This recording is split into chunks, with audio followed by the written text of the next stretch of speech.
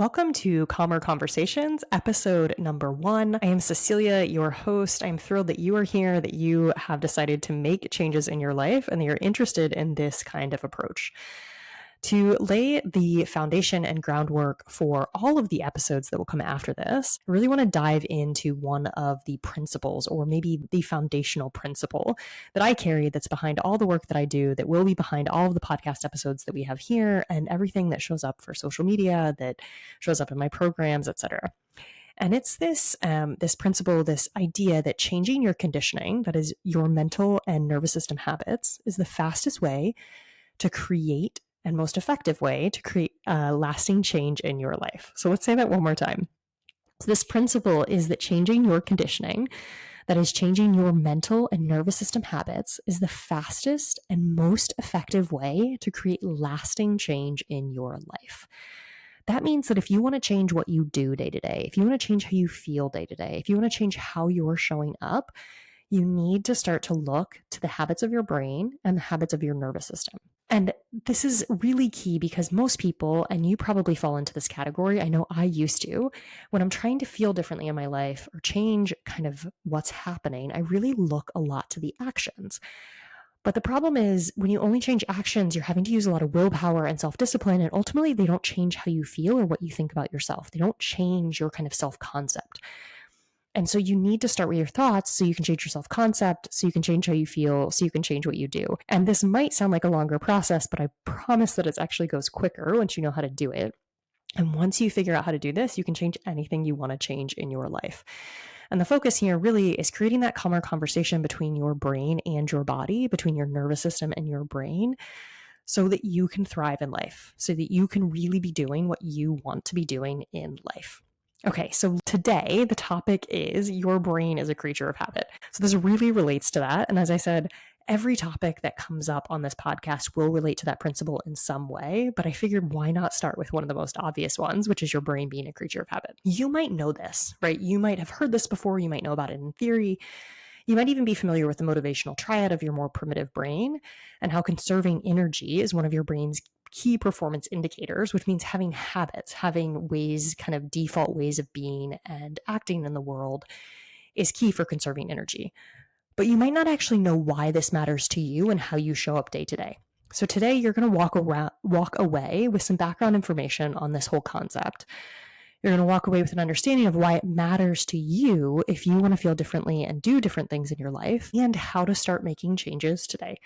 So some things that you can take away that you can start implementing as soon as this episode ends and even while you're in this episode. All right, let's get started. So your brain is a creature of habit. Here's some of the background. Habit, it's a noun. Let's define it first, right? So it's a settled or regular tendency or practice. And then I'm going to add in there that habits can be thoughts, beliefs, actions, ways of feeling in your body. So energetic feeling patterns within your body. And that habits happen without or with very little conscious input. So it's what you think, you feel, you do with effort. And you can kind of think about habits in your life, the things that you repeat to yourself over and over again in your head, the ways that you seem to feel most days, the things that you do day to day, really without thinking about it, whether that's brushing your teeth or picking up your phone to look at social media or telling yourself that you're lazy. Right? These are all habits, and they don't all have to, those maybe seemed a little bit like bad habits or negative habits. They don't all fall into that, right? You could also be in the habit of feeling grateful each day or praying before a meal or something like that. Your habits are who you are in the world. They're your trajectory, right? So if you look at somebody's habits, you can tell where they're going. Your habits also largely, they're kind of a symptom, or they define your self-concept and how you see yourself, how you see the world around you. Dan Sullivan said, who you are in life is what you can do skillfully without thinking about it. And I think that that's so powerful to think about what you do skillfully each day without thinking about it, and how that creates the life that you have and how you feel in your life and where you're going in life. And so this is kind of why this starts to become important. You can already maybe realize that, right? So if the habits of your brain control your self-concept, and that controls kind of what you're doing or your trajectory in the world, suddenly they become very important, right? But what do I actually mean when I say your brain is a creature of habit? Well, I mean that your brain and nearly everything it does is a paved neural pathway. So it's something that you've thought, felt, or done before. right? So your brain and kind of what it thinks and what it does, you can think of it like water running down a mountain, and it has a preferred pathway. It has a channel that it's gone down before that gets bigger and deeper, and it can kind of prefers that more and more and more over time. And so those are your neural pathways, right? And the more you do something, the easier it becomes to do it over and over and over again. If you think about if you've ever moved to a new place and you had to figure out where the store was, or you got a new job and you had to figure out how to drive there, how to get there, the first time you did it, you really had to think about it a lot. But the 100th time, you barely had to think about it at all, right? So see what you're accustomed to seeing. You think what you normally think. You interpret your actions and the actions of others how you have interpreted them, or how somebody else in your life interpreted them before. So maybe how a parent did, or a caregiver, or a teacher, or society, or a church, how they interpreted something is now how you might interpret it. And this is because first you need to conserve energy, right? So your brain receives a truly mind-boggling amount of information a second. And it can't process all of the sensory information it receives, but it does process a very small fraction of it, which is over 2,000 pieces of information a second, I think, which is kind of just wild to think about. But it needs to make shortcuts. So it has energy available for running from the tiger to actually help you when you need it, right? So if it spent all of its energy not making new decisions every time, reinterpreting everything every time, getting every piece of sensory information in, it wouldn't have energy left over to do the things that it also needs to do. So your brain needs to create habits so that it can function, so that it has enough energy to live, right? Because if it was just spending all of its time making decisions and processing things, it really wouldn't be available to do everything else you need to do to live. So let's take a closer look at those mental habits. So there's three biggies here that you're going to walk away with, or that I want you to walk away with. And that is what your brain says most of the time isn't true, right? So your brain, whatever it reports to you, isn't necessarily true. And I have quotation marks around true. Most of what you think each day is just leftover from childhood. And what you think controls how you feel and what you do. So those are three really important takeaways from today's session, and just kind of thinking about your brain as a creature of habit. So another name for mental habits are thoughts or beliefs. A thought is just a sentence that runs through your head, and a belief is a repeated sentence, and it's something that you take to be true. So if we think about water running down the mountain, a thought is maybe just like a few drops running down the mountain. The belief is something that they've really created that neural pathway. It's really a kind of a deeper channel, and your brain goes that way very easily. Most of your mental habits, most of the beliefs you have, were formed when you were pretty young. Oftentimes before you were 5, I think is the estimate. And you continue to create new beliefs throughout your life, and you can continue to create new beliefs now. That's a big principle, and that's a big part of the work that I do with myself and with other people. But knowing that most of the beliefs you have today are beliefs that you had, that you acquired when you were young. And these beliefs aren't necessarily true or truths about the universe. They're something that somebody said and that you absorbed so that you could survive and thrive. So it's something maybe a parent or a caregiver or a teacher or somebody of influence in your life said, and you took to be true because you needed to so that you could survive and thrive as a little person, right? As somebody who is younger. And because these are habits, these are neural pathways, or those channels, if you can think about that physically. I was a geologist, so sometimes I think in very physical ways. And if that's helpful for you, then I think conceptualizing in that way can be powerful. These habits have formed, these neural pathways have formed. They continue to run until you intentionally change them, or until something else in the world helps you to change them. So something else happens that helps you to change this belief. So to say this another way, most of what is controlling what you do and think and feel is left over from when you were 5, right? So it's kind of like the 5-year-old you, and their view of the world is running a big part of what you do today. And that alone might be motivation to start to look at your thoughts in a different way and shift them and change them. Because honestly, I have a 4-year-old and she's wonderful, and I wouldn't want her running my life, right? I wouldn't want her belief or her view of the world to be running a lot of what I do. Some of it's pretty amazing and I'd be willing to accept it, but not everything. Another neat way of conceptualizing this is computer code. And I'm going to start out by saying I am not a computer coder, but a couple people have heard this and kind of said that it makes sense. So check that, just kind of run this through your brain as well. So if you think about an open source computer program, anyone can go in there and write code. And the lines of code will continue to exist until somebody goes back in and changes them. So when you were younger, your brain is writing all kinds of lines of code. Your parents are writing lines of code. Your primary caregivers are writing lines of code. Your preacher at church is writing lines of code, or where if you have any religious experience or exposure, your teachers are writing lines of code. The commercials you watch and the TV shows you watch, they're all writing lines of code in your brain. And those lines of code will continue running until something changes them. And very often we need to go back in and intentionally change those lines of code. And here's the thing, much like a computer program, the lines of code they mean something. They cause something else to happen, right? So you think something. As you think something, it causes your brain and body to feel in a certain way. It causes something to happen in your nervous system. And then from those spaces, don't do certain things, right? You end up driving to work, or you procrastinate, or you pick up your phone, or you go for that walk, based on lines of code that are running through your brain that are so habitual that you don't even know most of them are happening, right? They're so much a part of your routine within your mental structure that you don't even know, right? Like when you turn on your computer and you open a program, you're not aware of all the lines of code they're running to get you where you want to go, to do what you want to do. But they are there and they do matter. So your current lines of code are not truths of the universe. So you're not lazy, a perfectionist, or always late unless you keep thinking that way. And when you start to recognize the lines of code that do exist and you start to shift them intentionally, that's when you can really change how you feel and what you do in the world. Okay, so I want to go back because there was a lot in there, right? So one of the things we covered was that your brain is not telling you the truth. So most of us, when our brain says something, like it reports you're lazy, we think it's right.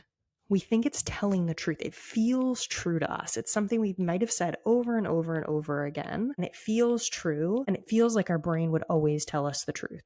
Just like our brain might see something externally and say that's real. But if we go back to that brain processing lots and lots of information, our brain actually sees what it is used to seeing. So I heard this example recently of somebody moving from a country who didn't have redheads into a place where there were redheads. And the first couple months they were there, they actually didn't register that people had red hair because it didn't make sense in their brain. It's not something they were used to seeing. And so a few months after living in this new place, suddenly they can see that people have red hair because their brain was starting to shift. There were new neural pathways being created and they could see things differently. So our brain is extremely powerful. You can actually go in and work with it, but just knowing that it's operating in this kind of default mode is really powerful. And this is super, super important too. Again, and we covered this, what you think drives how you feel and what you do. This is a main principle of this work and of what we'll be diving into. But oftentimes we think what we do is related to maybe the circumstances around us, or how we feel is related to the circumstances. But really the circumstances are more neutral, and it's what we think that drives how we feel. It's what we think that drives what we do.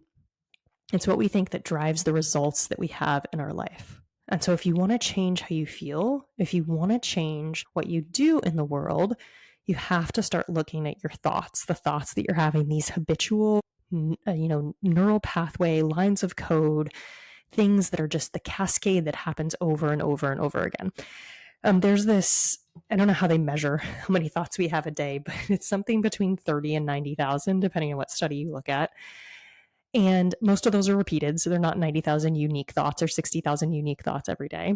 But it's helpful to know that your brain is just repeating things over and over and over again. And the more you repeat something like you're lazy, or I'm always late, or like so-and-so doesn't like me, the more that actually becomes ingrained in a deeper neural pathway and something that really impacts how you feel and what you do.